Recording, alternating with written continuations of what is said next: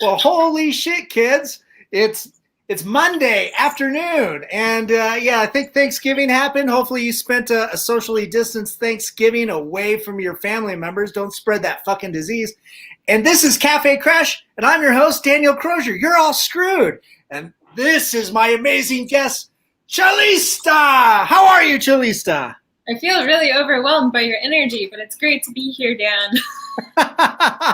Oh, thanks for coming on the show. I love your new studio. It looks like you've got an amazing bass machine in the background. Yeah, do you want me to turn it on for you? Oh, I could do a load of laundry while you're here. that would be an amazing performance, live performance throughout this whole thing. That'd be great. You know, put it on tumble. Tumble dry, just for you. Yeah. Excellent. So, Cellista, how the hell are you? I'm great because there's a pandemic and I function at a high level during pandemics. It's so weird. It's like a weird superpower. Yeah. Well, it seems like a lot of creatives, a lot of artists and musicians seem to be doing that relatively okay. A lot of us tend to be somewhat introverted. I mean, if you discount the crushing depression and watching your career tank overnight, I think we're doing great. Oh dear. Oh yeah, that's got to be tough because you do so much, performances and gigs and touring and stage productions and everything. But let's get into who you are, where you come from, and how you got into music. Okay. Who am I?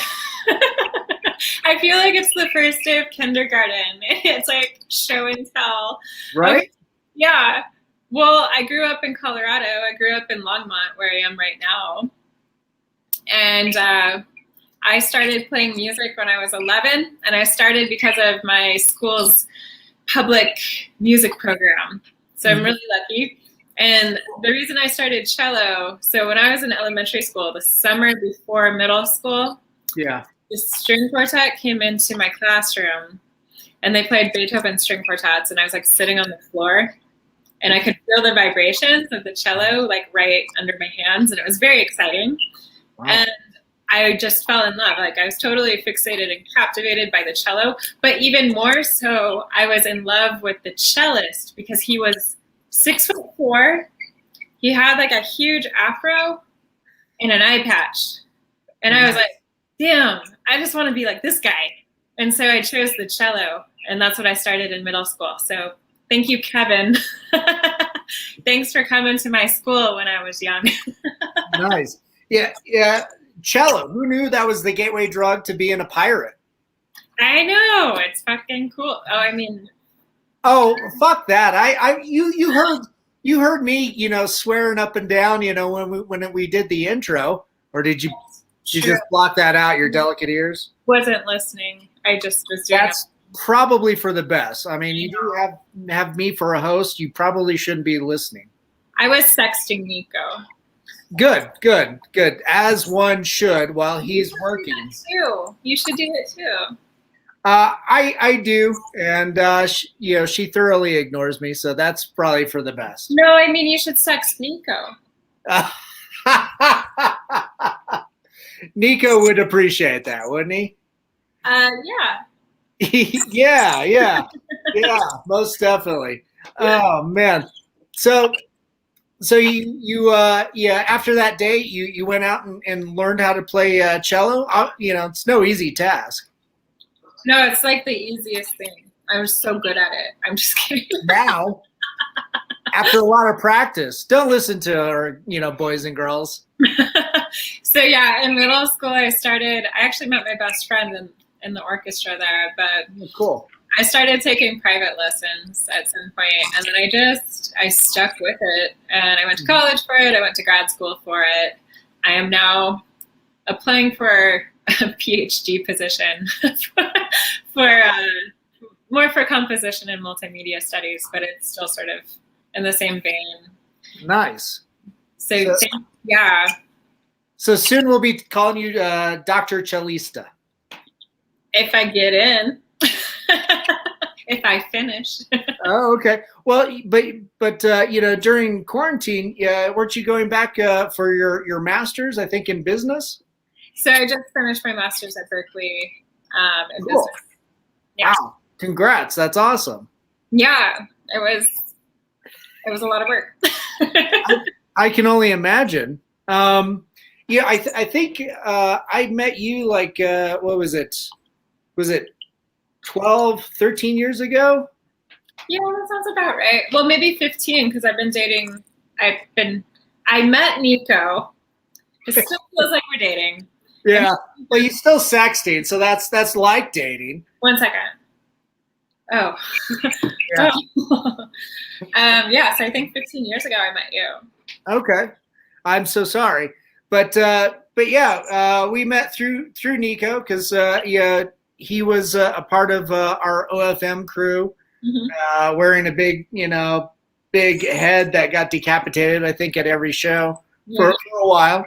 And then, you guys got married and I knew you were a cellist and recording and doing, I think weren't you performing in a couple bands too at the time? So when I met you and during that whole period up until 2011, I did not play cello. It wasn't until we moved to the Bay Area that I started playing again. Really? Yeah. Oh, wow.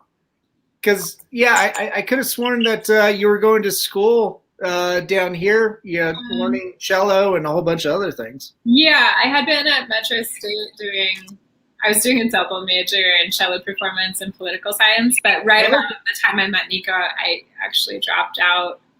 Oh, wow. And we moved to France, and then I quit. You quit playing cello, but you were able to, can I ask actually, why you stopped playing cello? Yeah, sure. I mean, I think I got burned out. I was playing like a lot, and it was pretty intensive classical stuff. I think at one point I thought I had a shot at like the orchestral world. And I think I hit my junior recital, and I did not want to play. No. Yeah. Oh man. And I can totally understand. You're being overworked. The passion's not there anymore. I can totally understand.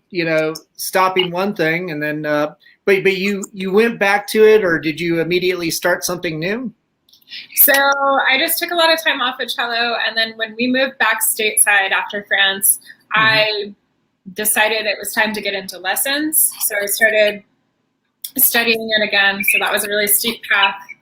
And then I decided, as a joke, I was like, I'm going to apply for a graduate degree in cello performance, just to have something to get ready for. Yeah. Like fully thinking like this won't happen because I suck. And but then I got in with a scholarship, so I felt obligated to go. Right.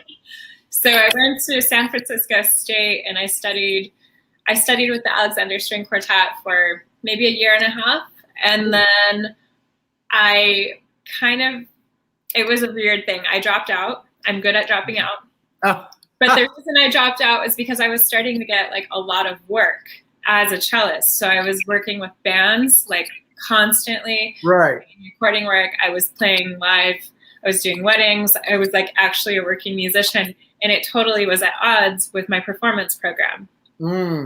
So I ended up dropping out, and I really hustled, and I think I did really well as a freelancer. Yeah. And then I enrolled in business school, which made more sense actually for my career.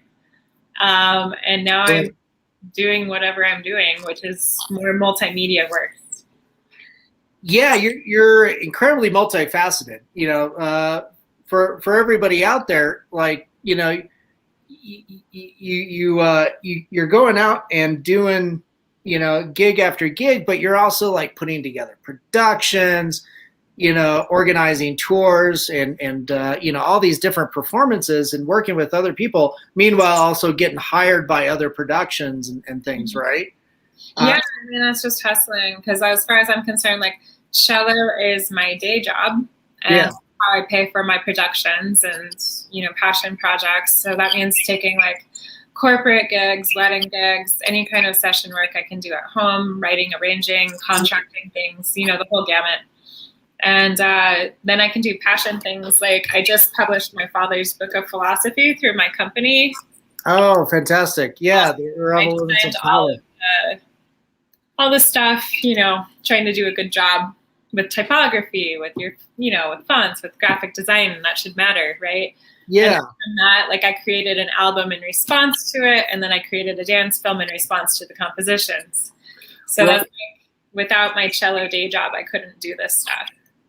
Yeah. Tell us a little bit about, publishing, working with your dad, because that's your dad's book. Isn't he a professor in political science? Is that right? So he was a professor of philosophy at the university. Oh, okay. But he retired in 2013. So he was there about 42 years. Wow. Nice. That's a long time. Yeah. Yeah. Yeah. Man, that's fantastic. So the two of you joined up to put this book together. Obviously, he wrote it, but you published it. Yeah, I published it. So my company is called Juxtapositions. So it works as it's basically a publishing company plus like production. So every project I do is like a book, a film, a dance piece, or theater piece, and then music is like the foundation. Nice. So like the first project we did together was like I did an album called Transfigurations. Oh, sweet. And this just accompanied the album. And yeah, I love integrating all the arts, and visual art, that matters a lot. Like album artwork, your book cover, it should convey what's inside. It's incredibly important, and I think it's often forgotten. Right. The the artwork is forgotten, or the what's being conveyed inside.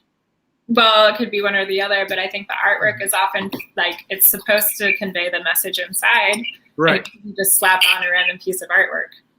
Right. And I think that like your fonts matter, like the kind of typography you're using within the book on the cover, like that matters at the core. Yeah, that is a big thing that really does need to be considered. Do you get a lot of pleasure putting that stuff together, getting the look and the feel and I think the messaging? It's like my favorite part of putting it all together, because it like ties it all in after you've done all that really hard work of like just the editing process is so long, and then just like the whole thing of when you're self-publishing, you're doing all of that work. So the formatting, just uploading like different versions to like Lulu, and it's such a pain in the ass. And the one little bit of pleasure I get is like deciding the damn font in the cover. Nice. Can all of this be found at your website, cellista.net? Yeah, everything's there. Okay, let me bring that up. So I think I've got that. Yep, we got it on a ticker. Newsflash. Visit the fucking website. Visit cellista.net. Not now, but at the end of the show. And looks like we've got some comments coming in. Well, is it inappropriate? Okay, but do you have any questions for Cellista here? Get it, Dan. Go away, Shay. No, Shay, actually stay here, but ask questions about cello and music and publishing. No, just ask Dan weird questions. Oh, damn it. We're going to get really fucked up here then. Yeah. But, when it comes to, putting together a publication or putting together, a production piece or stage production, which do you find either one more gratifying than the other? Is it just kind of equal satisfactions? I feel like they're all together. Like for me, it's one huge production, and they're all like I have a order of operations for this stuff at this point. Mm-hmm. Right. So yeah, I mean they're both. I mean, I really love my theater pieces. That's what I do. Yeah. It's like my thing. it's like kind of when I realized like I don't think I'm a cellist. I think I'm just it's like my foundation, but it's not my primary thing. So Okay. Theater though, that's where I'm really happy, like totally content. That's why there's no money in it. Yeah. Unfortunately, we all know that to be way too true. I always considered my success marker is like when I break even on a show, I'm like, fuck yeah. Yeah. No, I totally understand that. You and I talked a few years back over coffee about how to manage time and everything, and you've got much more strict and self disciplined in dealing with that. And the fact that you had to do it yourself because nobody else was going to kick you in the ass for you. That's always something that I've admired about you is you're an incredible self-starter. Do you still find after years of self-managing the way that you do you still find it to be still difficult to really self-motivate? No, I mean I tend to overwork myself for sure. It's a problem. So, because I think my problem is like I have a lot of big projects and dreams, and my big Achilles heel is that I can actually implement them. So I will definitely do that, and then I just find myself getting really bogged down in work, and I tend to get overworked for sure. Yeah. Does there ever come a point where you just gotta kind of step away from it, or just like can it all together? I'm trying to avoid dropping out. I think that's my tendency is I'll take on like so much work and then I'm just like, oh shit, fuck it. So I'm getting a lot better about just sort of organizing everything and making sure I'm putting in time for myself to like not work. Yeah. Like I'll go running. I love to run. But then I'll problem solve while I run. So, but whatever. But yeah, that doesn't sound like a negative to me. That that seems to be like a pretty positive way to kind of burn some of that extra energy, and kind of meditate. And Elise will be on the treadmill for like 2 or 3 hours, and then she'll come through and come up and she's like, eureka, she has her eureka moment. She's trying to not stress over work, and then she turns out she solved a problem by doing that. Yeah, I mean, I think it's like doing work away from work is very helpful. Yeah, no, I think that's great, because it's those moments that you don't really realize that all of a sudden your problem solved, whatever that problem might be, or whatever that situation might be. How to get the dancers to show up on time. Okay. Oh yeah, you and I have talked about that too. I mean, the strategies. Well, in with like Cellista's Rage, for everybody that's out there, Cellista, can you tell us what Rage is about? Yeah, so Rage, just sort of going back to earlier, so there was a book I published by my father. It's a philosophy book. I commissioned a bunch of composers to write responses to the book. And I took those compositions and I gave them to, I think, 5 different dancers to interpret. And then I had to give each dancer physical prompts and gestures to incorporate into their dance so that each scene would flow. So it wasn't just like, here's a dance scene and another dance scene and another dance scene. Yeah. And I gave them just pretty explicit, instructions like you have to film against a neutral wall. I need it at this resolution. It has to be horizontal. Here's, all of that. And then it was just like coordinating all these dancers and making sure they get their video to me so I can get it to my editor. Right. And it can become a lot. Yeah, it's I watched it again today. It's pretty intense. There's a lot of moving components. So my hat's off to you. It's a 20-minute short film, and it's all these different themes like apathy and political junkies and that sort of thing.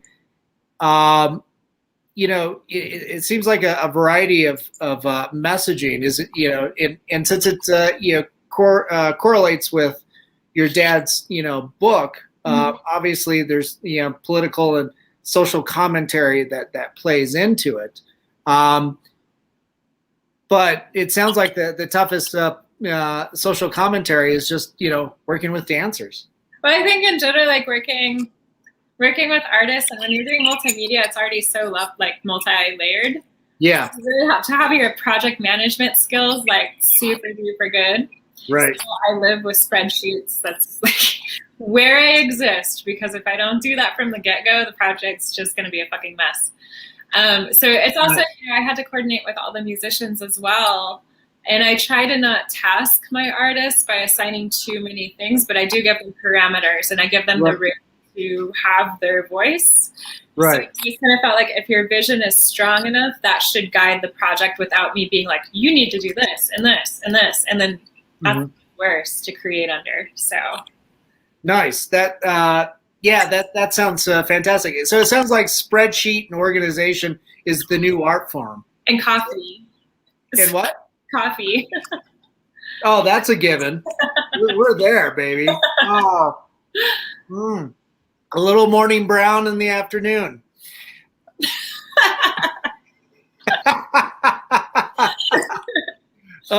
So Shay turned back in, and he's said he's so glad that he is continuing to watch this, and then he says that circus are also intense.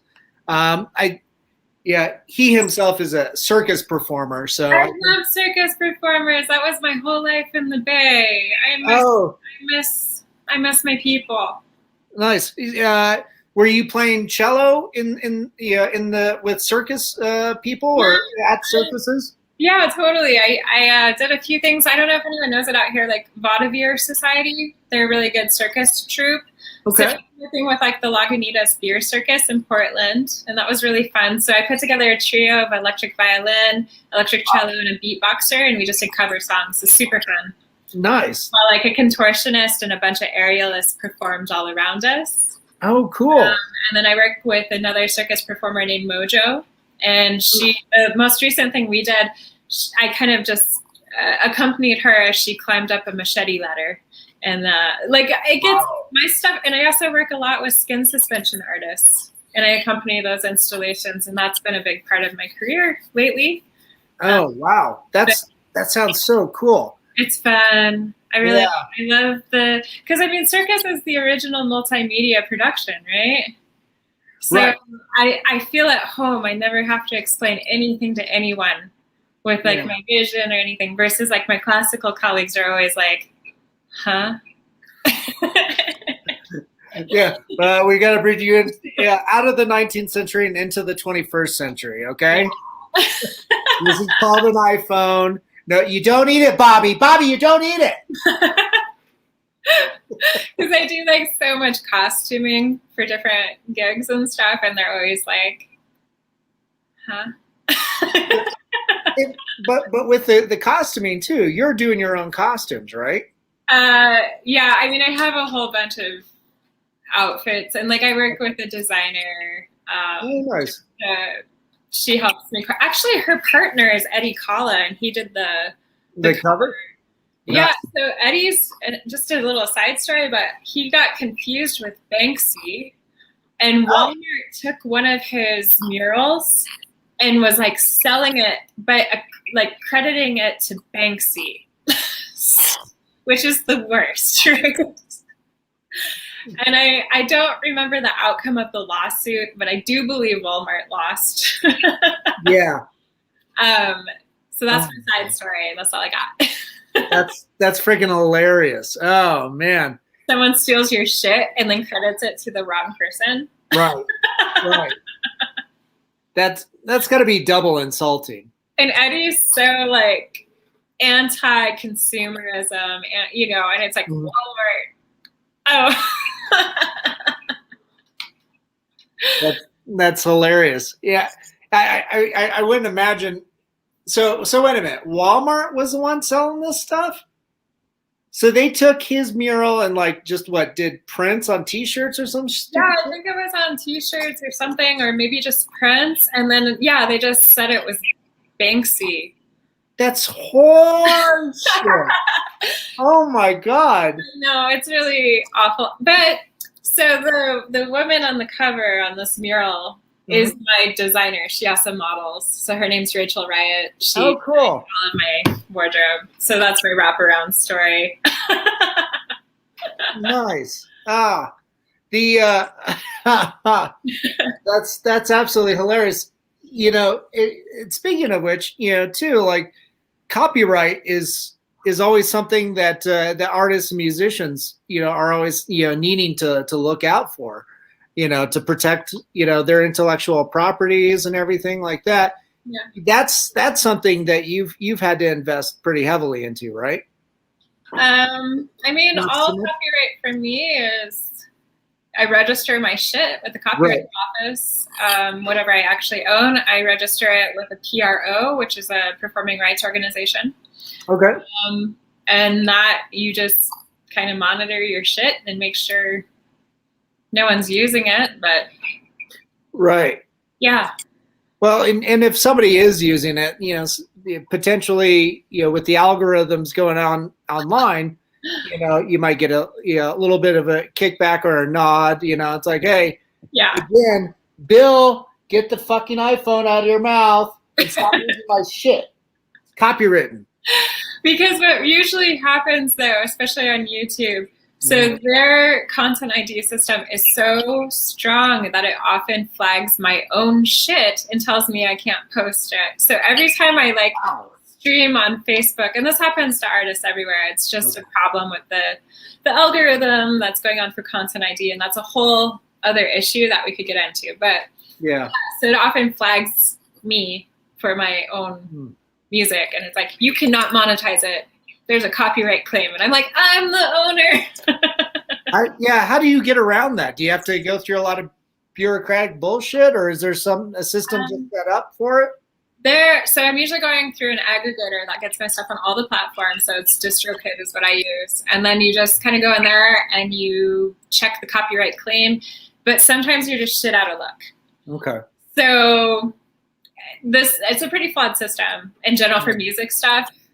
It's always lagging. It's always behind. Yep, it sounds like the U.S. always behind in stuff like that. Just a little. Yeah.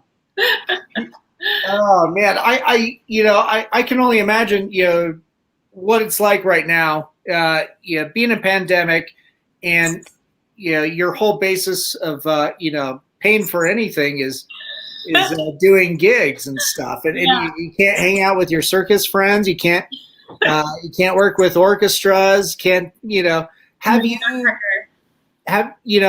been able to pivot and do a lot of stuff online? Like classes or things of that nature.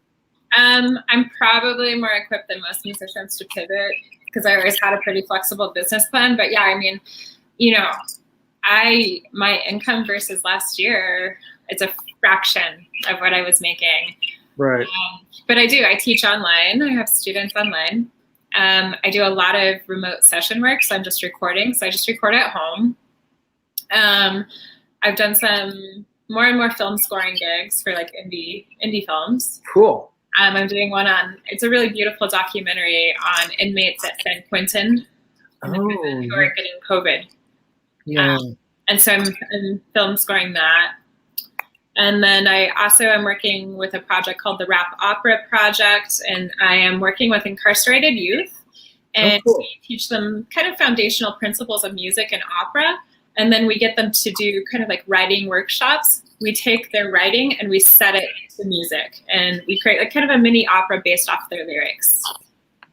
Oh, cool. Wow. Yeah. These sound like amazing projects. When is the documentary film going to be available? Do you know? I just got the rough cut, so I'm going to start recording probably next weekend. I don't know the timeline for this film. I think it's whenever he can get it done. Right, right. No, totally. Yeah. What is it like to be able to, work on your own projects and then transition and work with somebody else or work for somebody else on their project? I think because I'm doing my own productions that are multimedia, it does make working with me efficient, because I think I can anticipate like what a filmmaker needs or wants. I think I've learned to translate for a lot of different disciplines at this point. So it makes things a lot easier in communication, which is half the battle in getting a project off the ground. Yeah. You always seem to have your best foot forward. Man, it's pretty impressive to see your body of work. But you've also been touring back when you were able to tour. Yeah. I remember getting some text messages. Hey, we're going to be at I don't know, the Mercury Cafe or something. This was a few years ago, and that was just last year. Was that just last year? It feels like ages ago. I know. Yeah, I was on my national tour, and we were supposed to go to LA next. We had like a sold out show, and then Denver was the very last show. COVID hit. I was in rehearsals, and then we went into shelter in place, so I had to call my whole ensemble and be like, and we also had an EU tour lined up, so I also had to cancel that. So I still have all the venues, so I'm hoping, if it's ever safe again, that we can finish this tour. Yeah, the 2 to 3 year tour. Oh my God, I don't even I'm already moving on to another project right now, so I'm like, if we do this, I think we'll start with the new project, because it's just, Sure. Yeah. Yeah. Well, totally understand too. Back then you were different people, and so much time and miles have kind of come and gone. So yeah, it would make sense just do something new. Are you working on something new in anticipation of that? Yeah, I'm really excited. So I'm working on it's a multimedia opera called Pariah. And it's sort of a hybrid fairy tale. And it's, so we're recording it in immersive audio. So 360-degree sound. Wow. So I'm writing my compositions to handle that. And I have a really great ensemble of some of the best people in California, I think. And we're recording at East West Studios in LA. So that's like where Frank Sinatra recorded, where the Beach Boys recorded. We're in the same room that Pet Sounds was recorded. Oh, wow. I'm like super nervous and psyched. And that's just around the corner on December 19th. Wow. So, man, pretty soon you're going to be heading back to California and jumping right into that. Yeah, it's going to be hard because we're trying to figure out, it could get canceled. Right. But there's also the safety issue. So we can't have more than 5 people in the room at a time. So it means we're doing lots of overdubs. Right. There's just lots of protocols to keep everyone safe. Yeah, it's a tricky endeavor. Man, that sounds tough. Yeah. Looks like Shay jumped in again. Sending all my love. And wait, I know this lady. Apparently, he knows you. Do I know Shay? You might. He's friends with Enigma. So for years they used to live out here, but Shay's now up north, California, I think. And he was agreeing with the fact that the U.S. is pretty behind on a lot of things. So I love.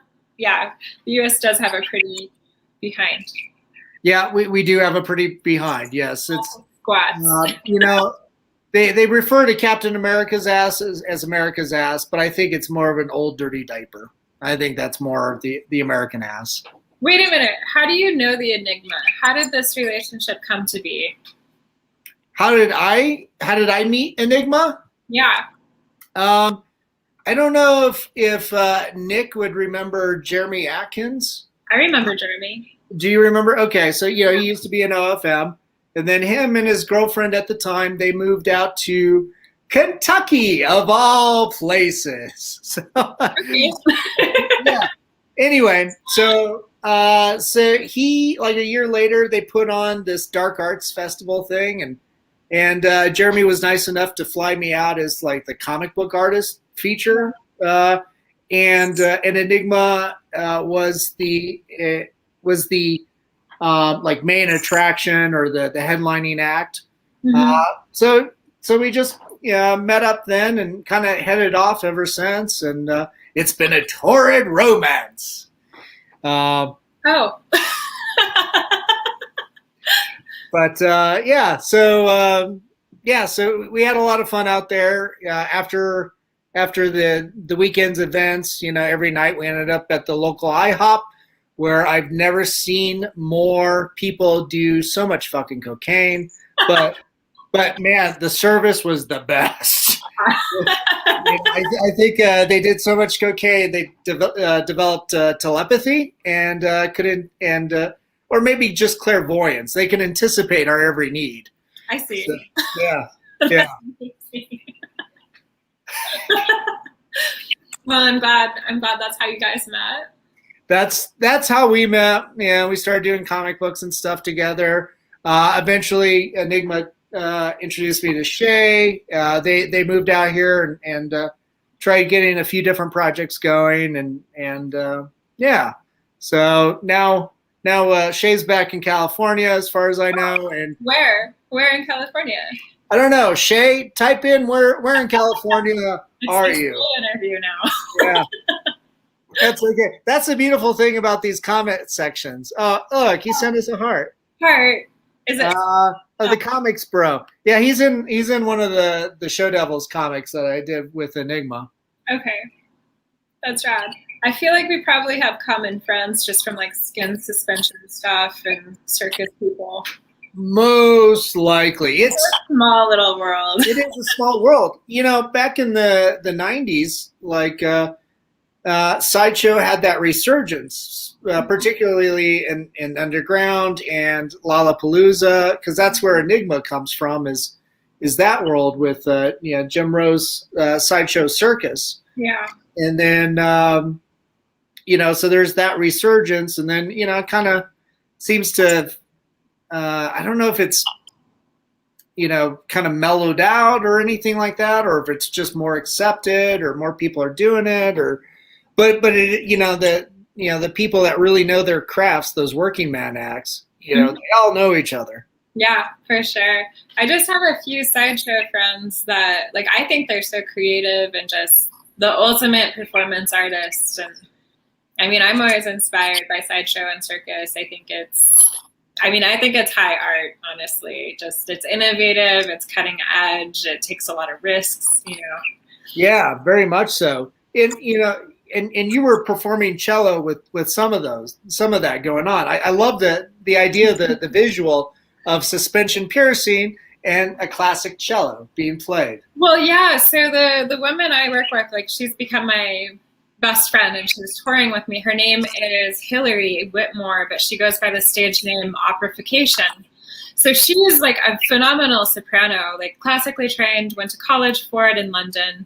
And she just happens to do skin suspension. So she's incorporated it into her act, and it's so much more than just a novelty. I mean, we try to make it beautiful. It's all classical. It's all very avant-garde. There's nothing fetishy about it. There's nothing, I don't know how to explain it, but there's an art form in it that's relevant. Yeah. Oh, it's a pretty, gorgeous and grotesque thing at the same time. It's vulgar. Yeah. Yeah.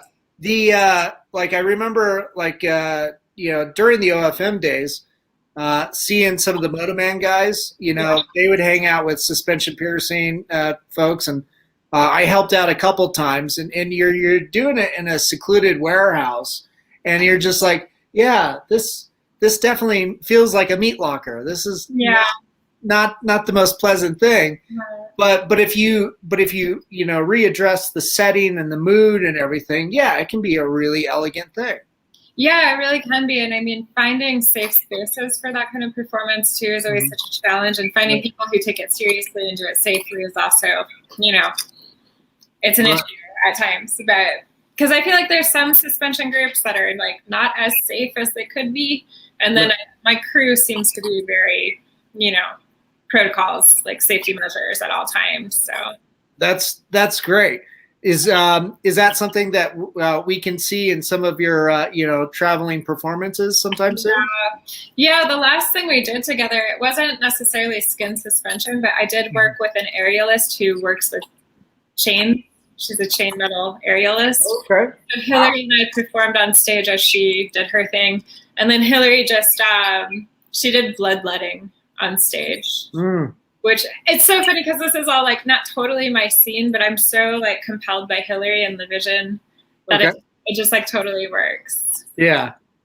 I've had those experiences where we were doing the OFM show. Somebody did some kind of bloodletting thing beforehand, and it was an utter mess. It was an utter mess, and I'm just like, yep. We're not doing that again. You have to be safe. Those are like, it's like super serious stuff. Like if you're going to do it, you just like have to have your shit together and like have people there to like clean up in a safe way and take everything down. And like, we're so cautious. And then we see sometimes other groups and we're like, what the fuck? Right. Well, it's really unfortunate. It's something like that.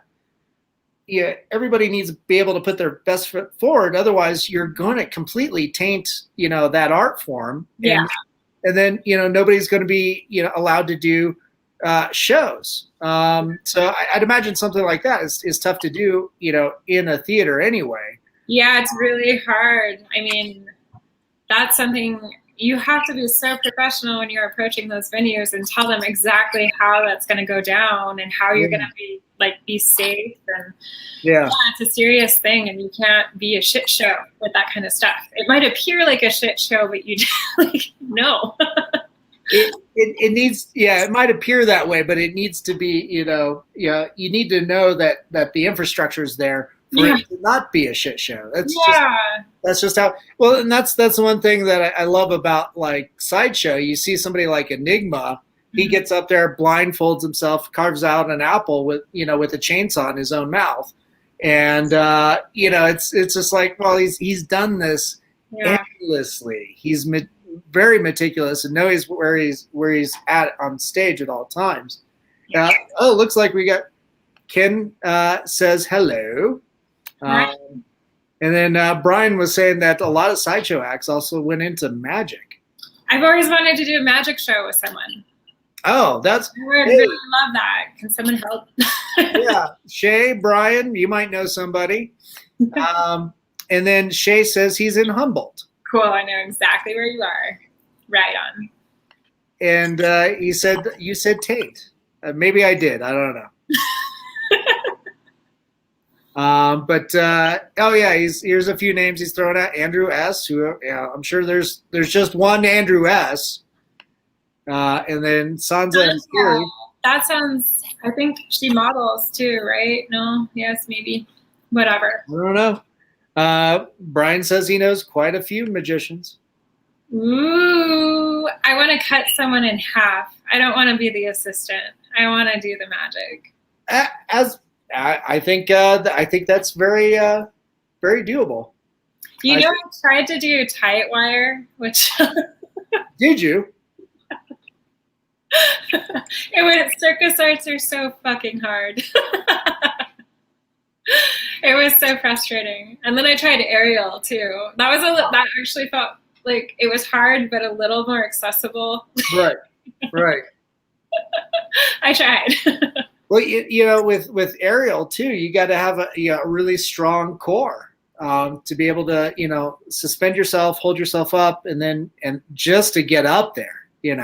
Yeah, luckily, so I'm this is really dorky. I am Pilates certified. I have a very strong core. Nice, excellent. What was hard was like upper body strength for me. It was really hard to develop. So, because right now I can do one pull up. Really? I I've got a ways to go. you're posting workout, photos online from time to time. You look like you got the gun show. Come on now. That's so embarrassing. Yeah. I clearly no longer have a career. So I'm like, hey.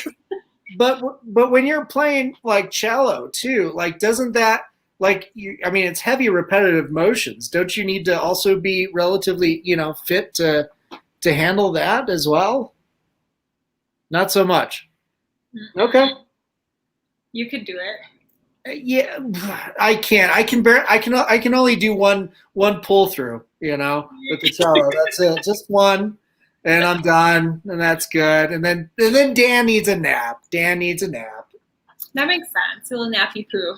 Little nappy poo, and then back to the coffee, back to the sauce. Oh, coffee.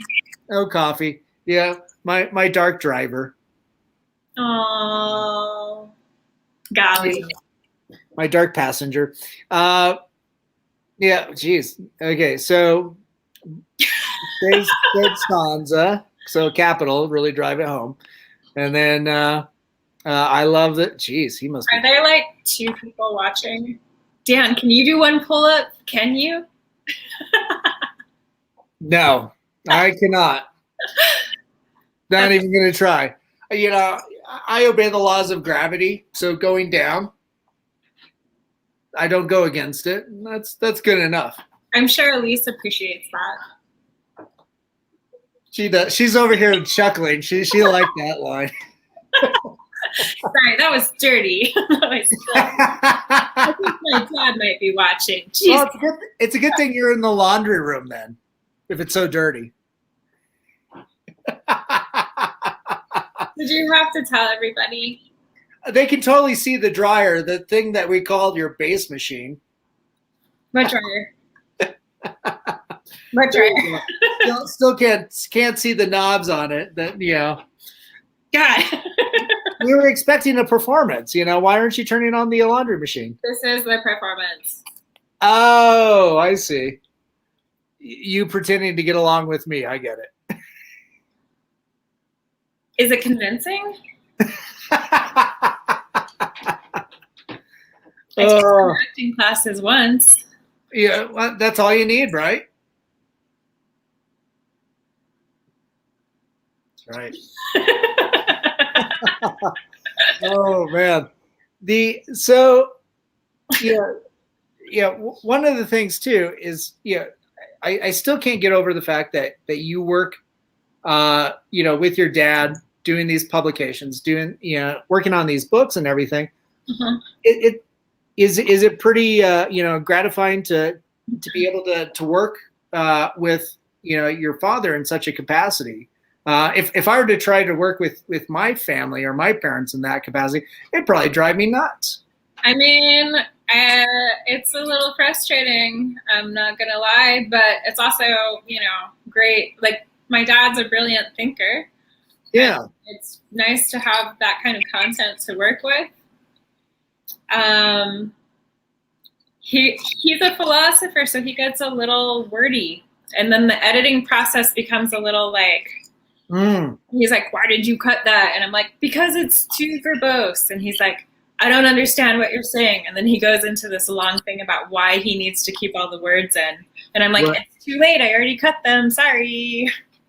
They're gone. They're off in some other world someplace. Called the trash. This thing's already on Amazon. Suck it. Yeah, I can imagine. That would make for interesting conversations as well as an interesting work environment. Having to have those type of conversations, with your father. It's on email. Oh. You guys don't get on the phone and hash it out, huh? Not even worth it. Okay. It's better to just we do it all on Google Docs. Like the editing process starts there, and I leave comments. And then he rejects the comments. And then you reinforce the comments. And then I just download the whole thing, edit it, and then upload it to whatever platform. You're like, it's too late, it's done. Sorry. I give him like a fake one that has all the revisions he likes, and then there's the real one. As editor, do you hold all the rights of of as attorney too? I've taken all his shit. It's mine. No, it's all his. I work with an editor named Jennifer Gigantino, and she actually does all my film editing. Oh, cool. So she like formatted the book. So basically I'll like write a treatment. She also did most of the editing for his last book. And then it goes through me, and then we all come together. So it took some months to get this book together. Wow. That's so cool. Do you, the two of you have any more book projects working? Yeah, so for Pariah, which is the immersive audio album, I'm doing the multimedia opera. My father's writing the hybrid fairy tale biography of me. So the character is Pariah, and so he's written the short story with 8 chapters. So each chapter is going to be a movement of the opera. Nice. Yeah. That's pretty cool. What, having that experience with your dad too, what is in having the willingness and the interest and the love to publish his work, what really drives you and compels you to work with him? Is it what he's writing about? Is it just how he thinks? Or I think for me, conceptually, I don't really know who to turn to other than my father. Mm-hmm. And I feel like intellectually, he's someone I can go to and trust and develop my ideas. Because I think for a long time, I felt really isolated when I only thought of myself as a cellist. So as soon as I started thinking of myself as like a performance artist and that's someone who can do like multimedia productions, then I realized like I should go to other people to talk about ideas and not musicians. Right. Because the last time I talked to a musician about my ideas, they told me that having dance in a production was just packaging. So it was like, all right, like just packaging, huh? Yeah, as a way to say, essentially what they're saying is like, you're lacking in cello skills and you're hiding it with these other things. And I was like, I'm not even playing in this production. But I think for classical musicians, thinking beyond like a concert hall, thinking about other disciplines, thinking about ideas that aren't about music, they're not taught to do that in school. So it's like a cultural thing, unfortunately. Right. And at the same time, too, you've tackled the business aspect of it. They're not taught the business aspect. No, they're not. It's so weird. I lead workshops and stuff doing like business 101 for musicians. And I really like to focus on classical musicians because I know where they're coming from and I know the skills they're lacking. And a lot of business skills are so fundamental, like you're not going to succeed unless you have them. Right. And for the sustainability of my ecosystem, I would really like it if they could succeed. Because when they work, I work. You know, that's the nature of it. So the more equipped they are, the better off we all are. Right. Well, it's that idea of, the tide raises all ships. Yeah, exactly.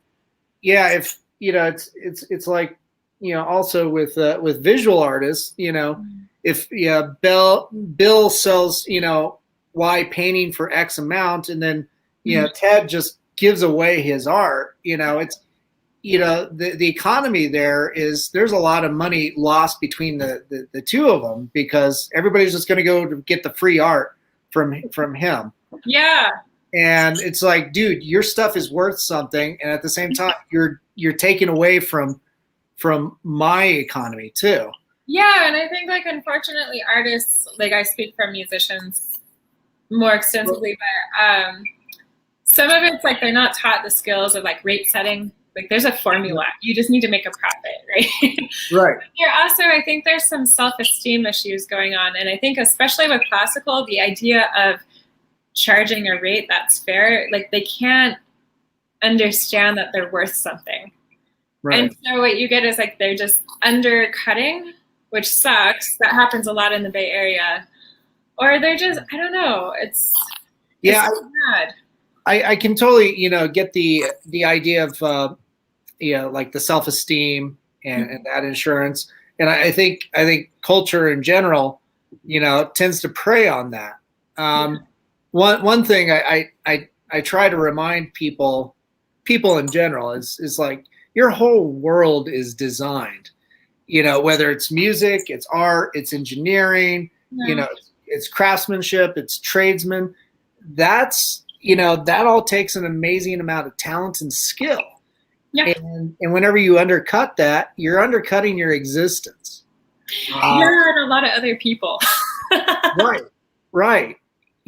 So when you going back to something like when it comes to education, the first thing that usually goes out the door is the music and the arts department.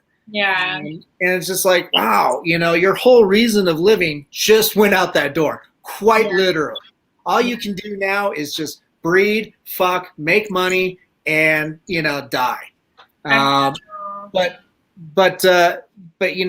that's culture. That's what enriches our lives, and those abstract things that get our juices, to really start thinking outside the box and problem solving and all of that.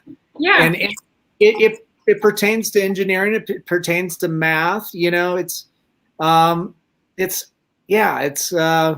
even though I have no idea what the hell math is half the time. What is math? There you go. I know what meth is. It's that thing on Breaking Bad, right? Yeah, that thing. That thing. It's the blue stuff. It's made from Smurf berries. Yeah, no, it's true. I mean, I think there's also a cultural thing of thinking that artists should starve for some reason, even though it's like, I don't know. It's a lame stereotype. It's so, and and artists use it as an excuse to not get their shit together. Right. And that's so frustrating because it's on both ends. It's not just like society; it's also the artists themselves are often like these are just fundamental things that are pretty simple and basic. Like they don't. It's not rocket science. Right. How? With a problem like that, how would you think about addressing that issue? For me, I mean, foundationally, I would say you have to start them really young. So with my own students, even though they're like, some of them are in high school, we do talk about business stuff. We talk about just how to read a contract, how to write a contract, how to revise a contract. These are the steps to like, if you ever go to college and you don't want to have a part-time job, you can make a lot of money gigging and work a lot less. And that just means like these basic things. And a lot of it's just organizational skills, right? Okay. Yeah. When they're younger to start talking about finances, to talk about budgeting, to talk about all those things. I do find it's really hard with adult musicians who are wanting to kind of formalize everything. They're in these habits that they're difficult to break. Yeah. It's it's daunting, but if you start off early, or just start now, just start looking into contracts, whatever the issue of the day is, just address it. Yeah, you have to. It's for your own.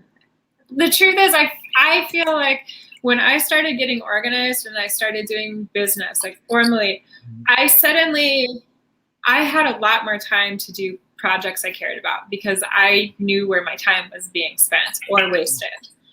And with my tendency to overwork, I think getting more organized and just thinking of business first really freed up more time for me to actually do art.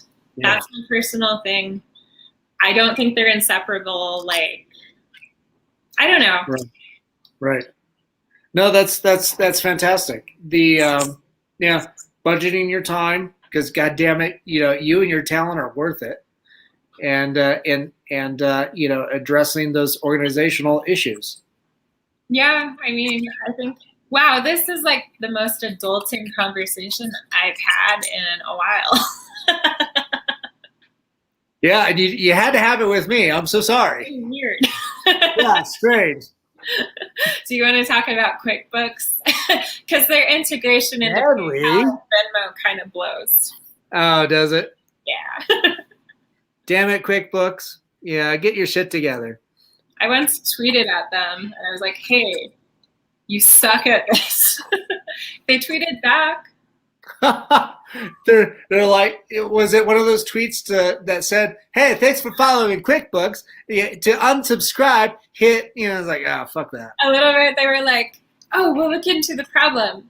And then I tweeted back, I was like, can I have a year's worth of QuickBooks for free? That's good. It's a good follow-up, And know. Like, no. They tweeted you a head nod? No? It was like an emoji vomiting. Jeez. Yeah. No QuickBooks. Cellista, it's been great having you on the show. The you're about to go into the studio December 19th to record the next project. Hopefully nothing cancels and you and your crew can go and do that. But is that the next project that's going to be coming out that we can anticipate? So coming up right away is I just released, or I'm about to release, an EP of cover songs with my friend Joshua Ickben. Cool. So I have like a really gorgeous arrangement of the Beatles' Blackbird that he wrote for cello choir. And then we did a really fucking moody version of California Dreamin'. And then we did a cover of Radiohead's Weird Fishes. And it's just all a lot of cello. So we have that coming out. After that is my big project, which is Pariah. So Pariah will be a multimedia opera in immersive audio. And then there's going to be a stage piece that goes with it in a book. Oh, man, that's fantastic. And everybody can find out more about that on cellista.net? Yeah. Excellent. I'll once we wrap up here, I'll post your Cellista's Rage. That's public right now, right? Yeah. Okay. Cool. I'll post that Vimeo link in the comment section so that everybody can go check that out.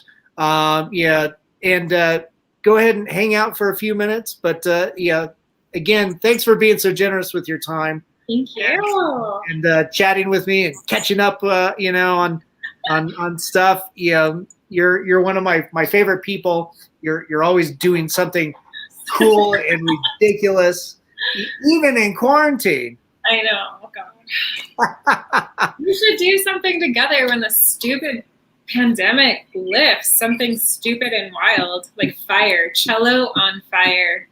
Cello on fire. I'll be the guy off to the side with the fire extinguisher. Look at Dad. He's an artist. The safety first.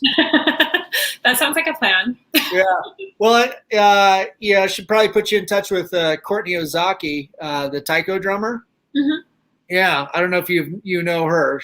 I don't think I know her, but I know that name. So I think you might have mentioned her before. Yeah. She. I interviewed her last week. So she. Like Nico, she was also in OFM. Oh, okay, got it. Yeah. So she, her and her cousins were, our taiko drummers for some of the bigger, weirder shows. Oh, that's exciting! I worked with some taiko drummers in San Jose. We have a big community. Oh, cool. Yeah, so that's exciting. That's cool. Nice. That's awesome. Well, thanks so much for coming on to the show. And to everybody that tuned in, Shay, Brian, Ken, thanks for watching. Yeah, you guys have a good night. Yeah, be good, be kind, be safe. Look out for each other. We love you. Wear a mask. Yes, please wear a mask. We're tired of quarantining. God.